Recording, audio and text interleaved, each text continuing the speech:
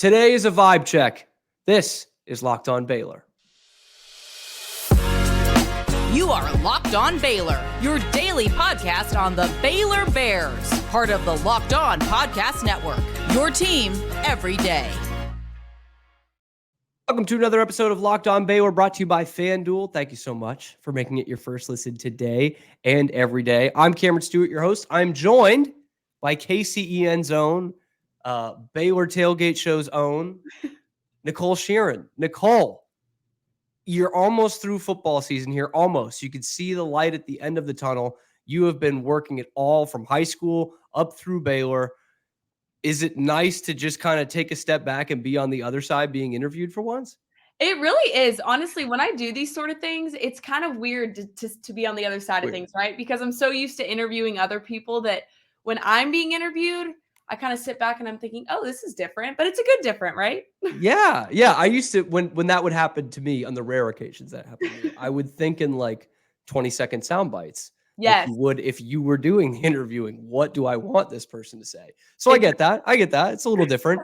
And I got to say, Nicole, one of the biggest bits of advice, because I get asked, of course, for advice all the time in the media world, in the sports media world. But one thing I have advised since doing a podcast in college is lost media. That is always something that keeps the listeners guessing. Mm-hmm. And I had one in the college podcast. It was one of the best shows we ever did. It never made it to air. So then we just talked about the lost media. And I was like, that's always something that you can have in your back pocket to talk about. What people don't know about this newest edition of Locked On Baylor is we have lost media, you and I. We did this whole great interview previewing the season, talking about how awesome the football season was going to be, how, the energy was off the charts in preseason, previewing your new role on the Tailgate Show. It got so crazy. Is it sad that it's never going to see the light of day? It really is. Cam, I think people missed out on that one, but it's okay. Truly. We're doing it now. And I don't even have it anymore. My laptop was stolen, the one that it's on. So it's fugazi. It doesn't exist. Or if you do see it posted anywhere, please let me know. Because those are the guys that stole my car. Yes, please. Anyway, Nicole, we are through 8 weeks of the season, 6 home games already for you, and you still got 2 more. And one of the reasons why I wanted to bring you on today and talk a little bit about the season is you are on the sideline every game. And you have admitted it yourself. That's where you are the most comfortable, when you're down there on the sidelines where the action is happening. And one of the things that was brought up throughout this weekend after the Iowa State loss was kind of the energy all around. Energy on the sidelines, energy in the stands. For you, I know you're focused on shooting highlights for the game, but did you ever have a moment this year where you're like, this just doesn't feel as, easy as it did on the sidelines last year? Right. So I will say one thing on that, Cam. The shift UCF for me is when that changed. Mm-hmm. When I was on that sideline in Orlando, I thought to myself, this is what it's supposed to be like. This is what it should feel like on the sideline, right? And obviously, Baylor and the Bears, they're going to feel excited because they just had the largest comeback in school history. But let's take last Saturday, for example, Iowa State. I mean, obviously, your sideline's going to be excited when you get a pick or when a big play happens, but the overall energy is not there in McLean. Yeah. It's not. I will say the Baylor line and the freshman fans on that row right there, when I run back and forth every so often, they have been awesome. Shout out to them. Okay. They're watching this. They have been great. But the overall energy, I mean, if you think about it, you're getting to be in a college football stadium watching a college football game. And honestly, it's just not the environment that I think people think of when they think of Baylor football and of what they want Baylor football to be. Mm-hmm. And yes, there are moments where you'll see Dave Aranda and he's really animated and he's juiced and he's ready to go, or you'll see the other guys over there spinning their towels, like they always do that, which is awesome. But it's not the overall theme throughout the entire game. And it's sad because to me, it feels rare when I'm on the sideline. Yeah. Okay. So you did notice the shift in that UCF game. So it was different before and I'm guessing different after. Absolutely. The shift that I felt before versus after that game, it felt like I was surrounded by a completely different team and a completely different environment, honestly. And what was it like during that game where you were like, oh, this is it? Like this, I feel like I'm on the college football sideline. This feels like a team that was in a BCS Bowl 2 years ago. It was awesome. I mean, I called my parents the next day and I said, that may have been one of the best games I've covered ever. And, it wasn't a national championship. It wasn't anything like that. It was just a regular season conference game. But the fact that, the comeback that they had, the turnaround that they had, everybody thought, myself included, I'll be honest, going into half, I looked at myself and I said, why did I fly all the way to Orlando? My news director's probably thinking, why did I just send Nicole to cover this game? And that's why. That's why he did it, because they just made history and I got to witness it from the sideline, that probably will never happen again. I'm sure I will be at many games where history is going to be made in different ways, but just seeing, Blake Shapen and all the guys afterwards hugging each other, they're human beings. Yes, people want them as football players, but they're college dudes. They're human beings. They're dabbing each other up. They're smiling. I mean, those are the emotions that covering this Baylor team this season, I haven't seen a lot, honestly, which is, it's sad, because I haven't seen that celebration. I haven't seen that juice that we all want to see. But after that UCF game, I mean, vibes were immaculate. Yes. The presser was awesome. For once, it wasn't a feeling of this is depressing and this is sad and this is frustrating.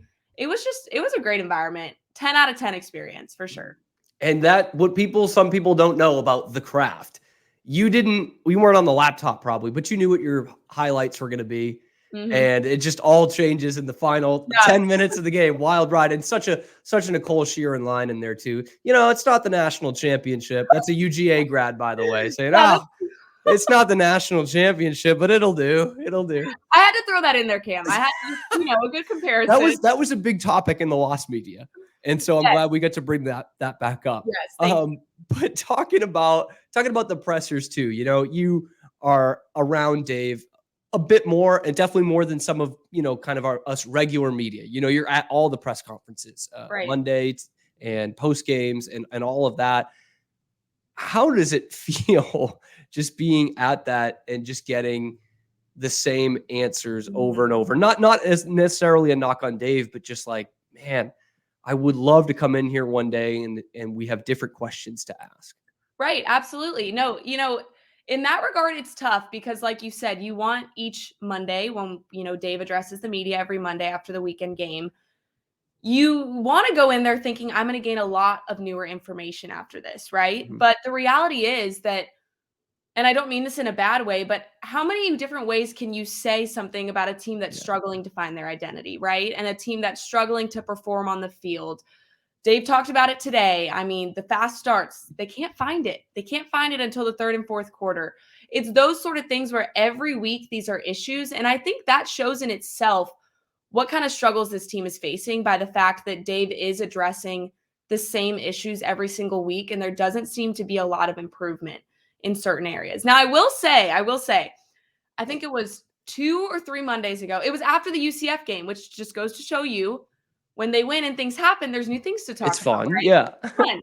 So I asked a question about Matt Jones and Dave said, I don't know if I should be saying this, but I'm sure you saw it where he talked about puking on the sideline. I mean, that's the kind of stuff. Threw up and then said, we're going to win this game. Yes. It was one of my great titles ever. Exactly. One of the best sound bites I think ever. But that's the kind of stuff because it is tough to get a Dave sound bite, good or bad. It's tough to get a 20-second sound bite. Yes, because he has so much knowledge to share and so much information that it's tough to get those 20 seconds clipped. But that's the kind of stuff that I want to hear going into a press conference. I mean, it humanizes them. Like I said earlier, it makes them, real people. Like they're just dudes in college. And so it has been tough. Every Monday to kind of go in, and I went in today and I was like, all right, are we going to learn anything new? But to be honest, I kind of left with what I kind of already knew, just in terms of the struggles that they're facing, the adjustments that they're trying to make. But as of now, it's not happening on the field. And unfortunately, that has been the case for a lot of this season.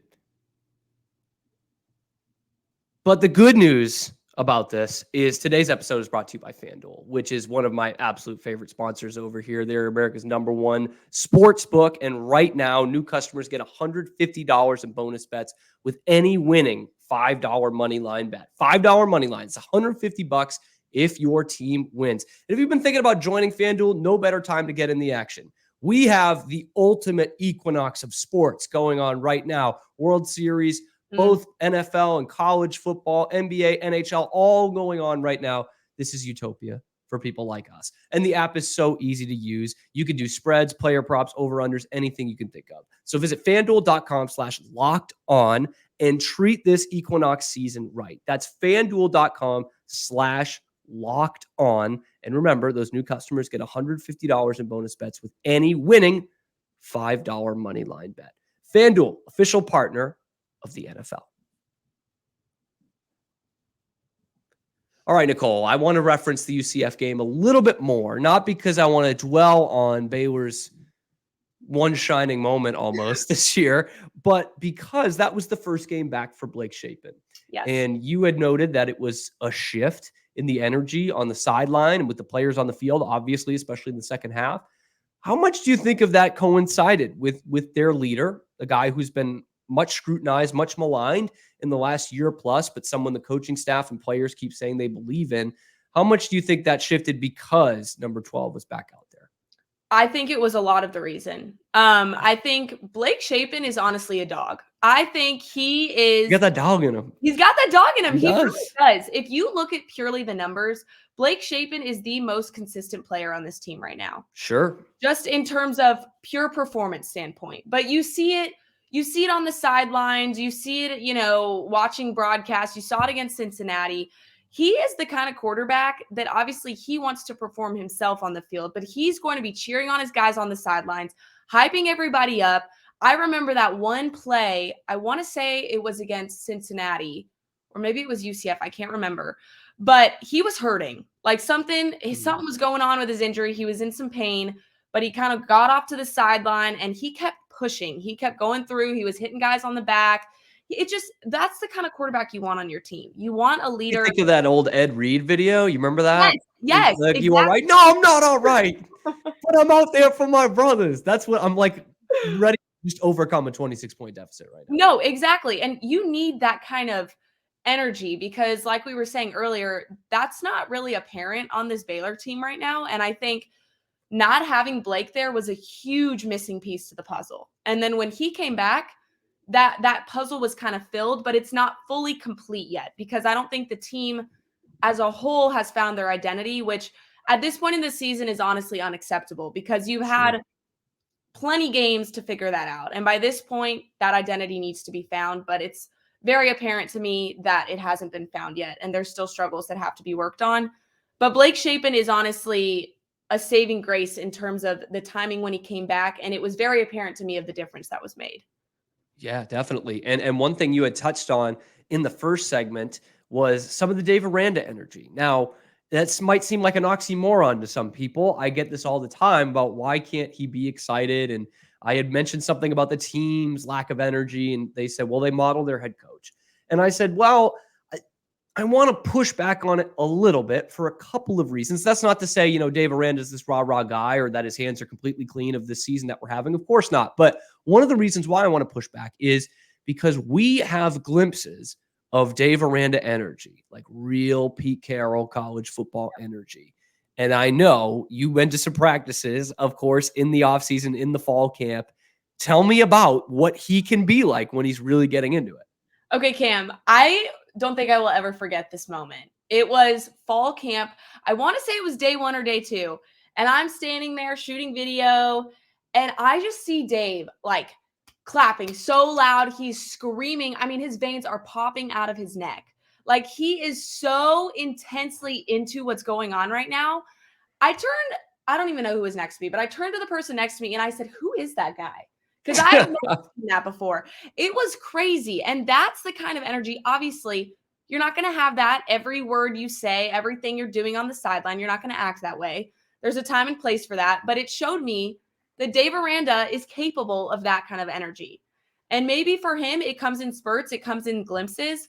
But I will never, ever, ever forget that moment during fall camp. I mean, it was iconic, truly. I won't forget the image. He might be a guy who what I think is he's just locked in during the game. Like locked in. That's not obviously he's intense about it, but also Chad and Darby are just typing away in the comments right now. They were the ones that were next to you and you couldn't remember. That's very inconsiderate. Very inconsiderate. Sorry, Chad and Darby. I'm so sorry. But the other thing too that I want to push back on a little bit from that comment was, and you kind of mentioned it a little bit too earlier, is that we've seen the energy when Dave's been here. You know, we've seen the bench have energy in 2021. We saw it last year, which was even a lackluster season last year. Am I wrong in saying that even the energy last year was better on a 6-7 team? No, you're absolutely right. 100%. Okay. Definitely thought, and I don't know whether it's because, you know, there was a little bit more success last year. Obviously, they were going through some struggles as well, but there was a little more of that hope. I don't know if a large part of the reason right now why the energy is so low is because they cannot win at home. And I think it's tough. I mean, think about it. When you have a home game, you think home field advantage, you're playing in front of your fans. This is our turf. We defend our turf. But they just can't do it. They can't get that win at home. And I think that's a huge part of why maybe the energy's lacking, is because it's a little depressing for them to kind of think, why can we win on the road, but we can't win in front of our fans? Because they want to impress their fans. That's the whole point, right? They're coming to this game to watch their guys, and they can't get the win for them. And so I think maybe that's a large part of it too. And I had mentioned this on the show Monday of, you know, the guys had talked about over the weekend, both the players and Dave had mentioned that they do have that kind of mentality on the road, that us against the world, and it helps them. Do you think we just need to, meaning the Baylor fan base, just need to be like more negative at home or something? Like if we started booing them, do you think that might help? I think maybe it'd be drastic, but look, I mean, times. Honestly, maybe we need to wear the color of the opposing team. Like maybe for Houston, we all wear red. Like we've all got red. We've all got red. I have a red sweater on right now, actually. So I just think, you know, I don't know what it is, Cam, and I wish I could sit here and say what is the problem. But I will say, I think there's two main things, and you touched on one of them. It's fuel to the fire, right? There's something about getting booed at. Nobody really, you know, rah-rah cheering you on. You kind of want to prove them wrong and show them what you got. I think that's a part of it. I also think there's a part that's, you know, when you're on the road, you're completely locked into your circle. And their circle is the team, the coaching staff. There's no fan distraction. There's no, oh, my parents are here, or, oh, everybody's visiting on the sideline. It's homecoming, whatever. There's none of those distractions. It's all, we made the trip to Ohio, and it's us against the state of Ohio. That's what Dave quote. He always says that. He was like, it's us against the city of Orlando. It's us against them. And I think that is a huge part of it, which is really tough for a lot of teams. And I think kudos to Baylor that they have the ability to win on the road like they do, but it's almost like they're doing the opposite of what everybody would think. And so I think that's part of the problem with this team, is that it's almost like all the noise of their fans is maybe like the big lights and the bright lights are too much right now. I don't know. Gotcha. I wish I could tell you. I wish I could. Yeah, because I didn't know if it was if they're too comfortable, you know, staying at home, or what it was. I will say one thing, which I thought was very interesting. After the Texas Tech game, I want to say, Monterey Baldwin talked to the media in the post-game presser, and he kind of said, you know, I feel like some of these guys are just here putting in the motions and doing the work, and they're just here to put in the work, put in the motions, and at the end of the day, waiting for someone else to make a play. Yes, waiting for someone else to make a play. You do not want to hear that from a player. That is not what needs to be said. That's not what you want to hear as a media person covering the team, as a coach. You don't want to hear that. And so that's a problem, that's kind of the energy on this team. And from what that stems from, I don't know, but I think that's part of the identity and the culture issue that this squad is having right now. And certainly it is. I mean, I think I like that word, in their culture. You know, it might not be any one person's fault, but this is the culture that's around the program right now. And real quick, because we got to get to a break here. You were on the field for warmups. It was pouring down rain. You've been on most of the warm-up fields this year. Someone said over the weekend it was the best warm-ups they've ever had at Baylor. Did you feel during the warm-ups that this was going to be different this week? Okay, honestly, I did, because when it was pouring, so that makes it more dramatic, you know, because it's like really coming down and whatever. Cinematic, yeah. But I will say, and I noticed it felt more like up-tempo, like fast-paced almost. It just felt a little more aggressive and, I don't know, like gritty almost. Like, kind of, you know, it felt like that. And then what was interesting is Dave today said that they wanted to switch up warmups to break more of a sweat before the game. And I noticed that. So I will say I did notice a shift, which I like the mindset of shifting things up. Obviously didn't result the way we wanted it to, but I did see a shift in the warmups. I think they might need to do a Remember the Titans song I and dance agree. number coming out. I think we might well see that next time. Okay, talking about our sponsors today, once again, these three things are all that you need in a football team, okay? Passion, drive, and patience. So it brings home the winning trophy, and it's also what keeps your ride or die alive. eBay Motors has everything you need to maintain your vehicle and level it up to peak performance. From superchargers, roof racks, exhaust kits, LED headlights, and more. Whether you're into speed, power, or style, eBay Motors has got you covered.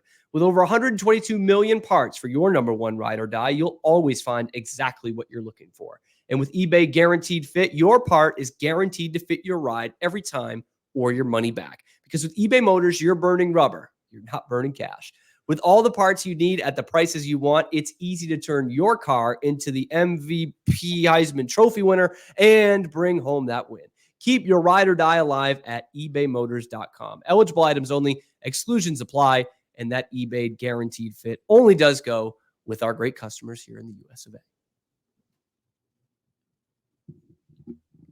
Wrapping things up with Nicole Shearin of KCEN and the Baylor Alumni Tailgate Show that goes on before every Baylor home football game. And that's one of the things I want to bring up next, because in that show, you're talking to a lot of former Baylor Bears. You've got Seth Russell on the show. You got Elliot Coffey on the show. You had Andrew Billings a few weeks back, and guests as they come as they may during these home games. And I wouldn't just wondering, obviously we hear from Seth and from Elliot a lot, but for people who don't listen to the show, how are they feeling? How are the former players feeling about kind of the way this season is going for the Bears? Yeah, absolutely. It's interesting because you get the offensive side of things with Seth, you get the defensive side of things with Elliot. And I think what I really love about the show is that they can relate to a lot of what's going on right now. Mm-hmm. They have their personal experiences with various things they've dealt with during their time on the team. And I think hearing their player perspective, just in terms of situations that I obviously did not experience or really understand from their side of things, that they get what Elliot was telling me the other day is that the whole idea of finding an identity, he totally gets that. He gets that that's something every team goes through, because especially when you have newer guys, younger guys trying to mesh with each other, trying to figure out, camaraderie, all that sort of good stuff. That's something that every team goes through. And like Seth in the quarterback position, we were kind of talking about when Sawyer had his start, Seth could really relate to that because he had a similar situation for him when he got his start. And so it's interesting hearing from these guys because it almost, like I've said a lot today, humanizes what these guys are going through, right? It's not just about, oh, he's QB1 and he's QB2 and now he's QB1. It's like, no. These guys have to fill this role, and there's a lot of other pressure that comes with that. And so I love talking to Seth and Elliot about all of it. I will say Elliot loves the word motor, and I think I love that. I've heard that, yes. Yes, you've heard that, and I love that because the impression I get is when Elliot was on the team, there was a lot of juice. There was a lot of with Baylor Plus and all that they're doing right now, which I think is awesome. You get to see, the inside look into the team, and you get to see what it was like when Elliot played. There was a clip that they had, and it's just those sort of moments where Elliot was telling me that when he was on the team, the juice he feels was super different than it is now. Yeah. And he said the same thing where against Orlando, he saw that fire that he felt when he was a Baylor Bear playing on that field, but it's not something that we really see a lot anymore. And so sorry, go ahead. Go ahead. Let me go for it. No, you're good. I was just going to say that Elliot and Seth, basically almost their entire career, 1 year for Seth under Jim Grobe, is under Art Briles. And look, this is not we need to hire Art Briles back podcast. Absolutely not. But he definitely, those teams always had the energy. Absolutely. Win, lose, or draw. They were always, and I feel like that's something we just kind of took for granted here. I don't know if Elliot's mentioned that same thing, but it feels like you have to start with that. As great as a mind as Dave Aranda is, because I still do believe that. And even Jeff Grimes on the offensive side of things. He's run some damn good offenses in the past. It just feels like it hasn't gotten past the starting point because you don't have that starting point of the motor. Does that sound like kind of what he's mentioning too? Absolutely. No, Yeah. 100%. Because like you said, you can have one guy on your team who has that energy and has that fire and is showing that on the field. Like what I was saying earlier, Blake Shapen kind of has. But it can't translate to everyone in a matter of seconds. It has to start from the coaching staff and it has to go down, right? And so I've always said this, and obviously I am not in the locker room at halftime, but I've always said that I just wonder what goes on in there. Like, is Dave yelling at these guys? Like, is he screaming? Like, what is the energy like? Because I'm no coach. I'm none of that. I'm not an OC, not a DC. I'm not any of that. But sometimes I think that's what these guys need. Like, I just want to like shake them almost and just be like, wake up, like get fired up and do this thing. You know what I mean? And so I will say Dawson Pendergrass in Saturday's game, it was pouring down rain. He scores that touchdown. I was right in the end zone.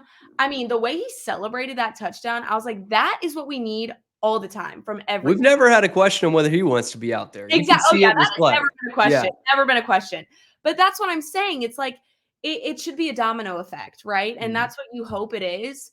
But when you have guys like Monterey saying that some of these guys are just waiting for the next guy to make the play, it's like, no, that's not disheartening how this works. It's disheartening. And so I don't know whether it starts from a leadership standpoint, just in terms of the coaching staff telling these guys, or if it starts with Blake Shapen and guys like that who kind of need to rile up their guys and figure out the culture issue right now.